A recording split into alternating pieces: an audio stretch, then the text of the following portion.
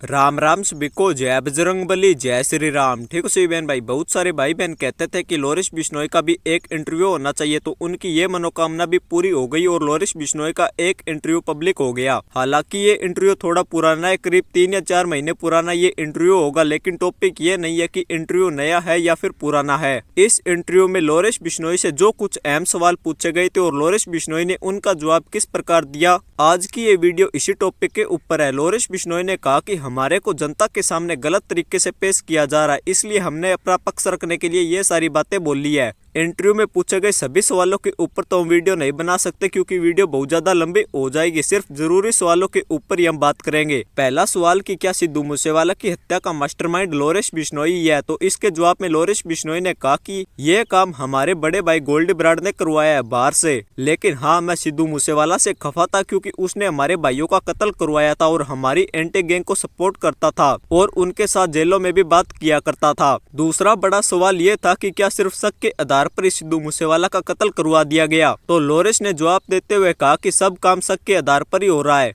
इन लोगों ने शक के आधार पर मेरे को 9 साल जेल कटवा दी, उसका क्या? जो शक के आधार पर सिद्धू मूसेवाला के केस में 50 लोग अंदर कर दिए गए, उनका क्या? तीसरा बड़ा सवाल जो बहुत सारे लोगों के मन में आया होगा कि लोरिश बिश्नोई ने खुद कितने कत्ल किए और कितने कांड किए हैं, तो इसका जवाब भी लोरिश बिश्नोई ने खुद ही दे दिया कि मैं यूनिवर्सिटी के केस के कारण अंदर गया था। ये केस लड़ाई झगड़े से जुड़ा हुआ था, तब से लेकर आज 9 साल हो गए मैं जेल के अंदर बंद हूँ।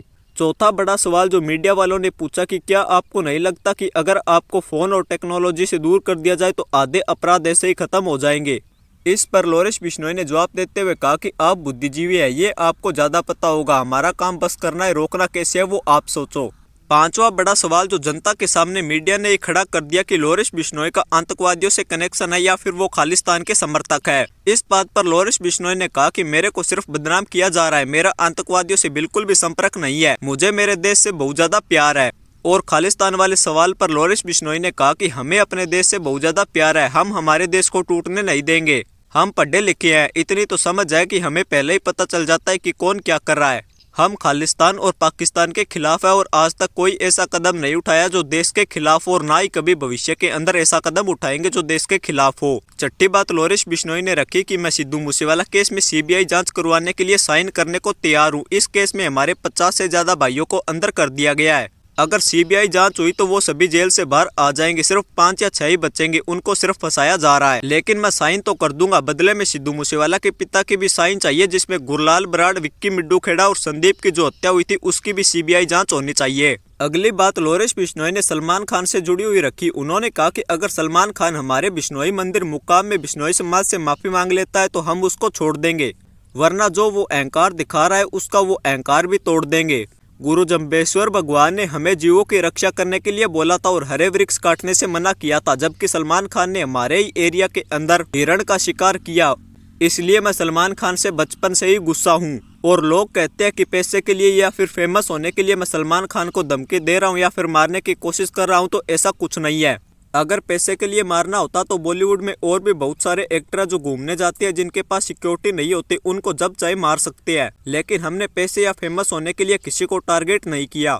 अगली बात उन्होंने रखी कि मैं पॉलिटिक्स में नहीं आऊंगा, जब मैं जेल से बाहर आऊंगा तब गौशाला खोलूंगा और गायों की सेवा करूंगा।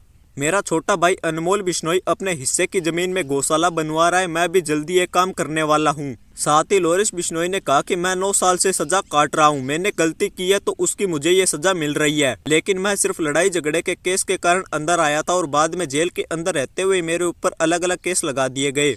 ये कुछ अहम बातें जो लोरिश बिश्नोई ने बोली। अगर कोई बात रह गई है तो उसके लिए मैं माफी चाहता हूँ।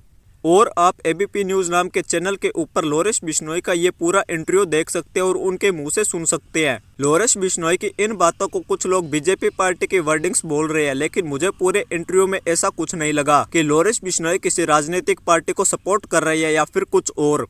लेकिन अगर देश की सेवा करना और जीव हत्या बंद करवाना बीजेपी पार्टी की वर्डिंग है, तो दूसरी पार्टी की वर्डिंग्स क्या है उन पर भी थोड़ा ध्यान दे लेना। तो आज की इस वीडियो के अंदर बस इतना ही। हमारे इंस्टाग्राम अकाउंट का लिंक डिस्क्रिप्शन के अंदर दिया हुआ है, सभी बहन भाई फॉलो कर लेना।